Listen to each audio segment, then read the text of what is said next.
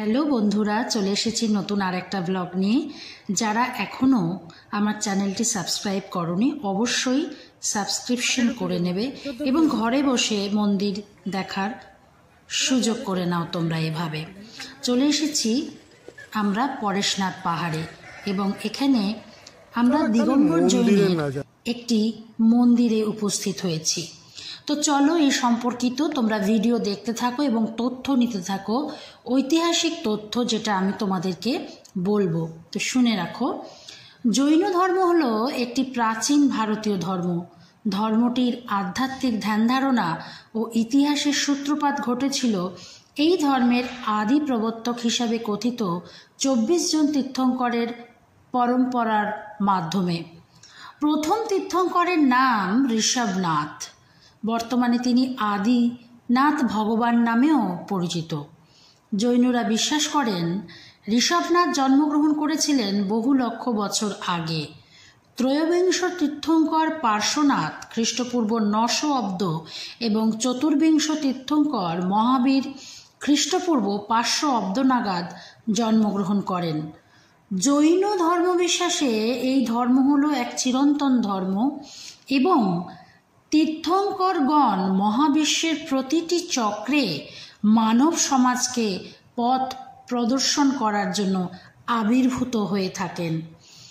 জৈনদের প্রধান ধর্মীয় নীতিগুলি হল অহিংসা, অনেকান্তবাদ, বহু তত্ত্ববাদ, অপরিগ্রহ, অনাসক্তি ও সন্ন্যাস, ইন্দ্রিয় সংযম।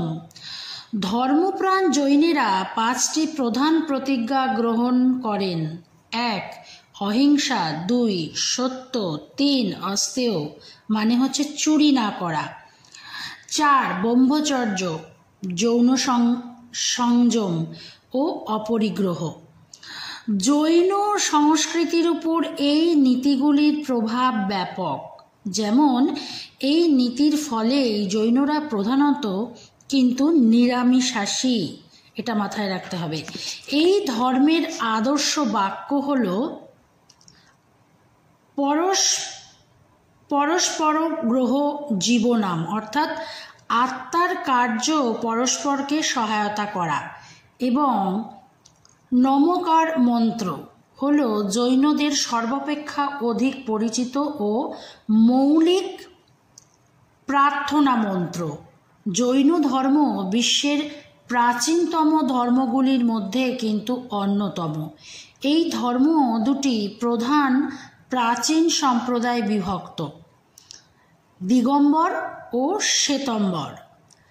কৃচ্ছ সাধনের নিয়ম, স্ত্রী পুরুষের সম্পর্ক এবং কোন ধর্মগ্রন্থগুলি প্রামাণ্য সেই নিয়ে এই দুই সম্প্রদায়ের মধ্যে কিছু মতভেদ রয়েছে।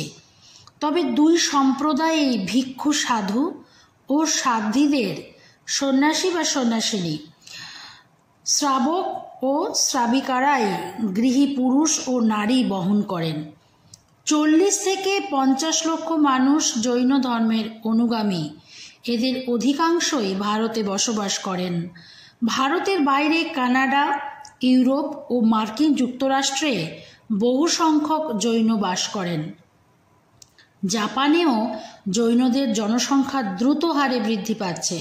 সে দেশে 5000-এরও বেশি জাপানি পরিবার জৈন ধর্মে ধর্মান্তরিত হয়েছে। জৈনদের প্রধান উৎসবগুলির অন্যতম হল পর্যুষণ, দশলক্ষণ, অষ্টানিকা, মহাবীর জন্ম কল্যাণক ও দীপাবলি।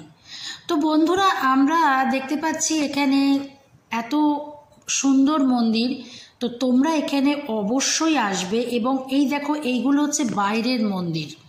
এগুলো পার্শ্বনাথ পাহাড়ের ওপরে ওঠার আগে রাস্তার ধারে এই মন্দির ব্যাপক হারে রয়েছে।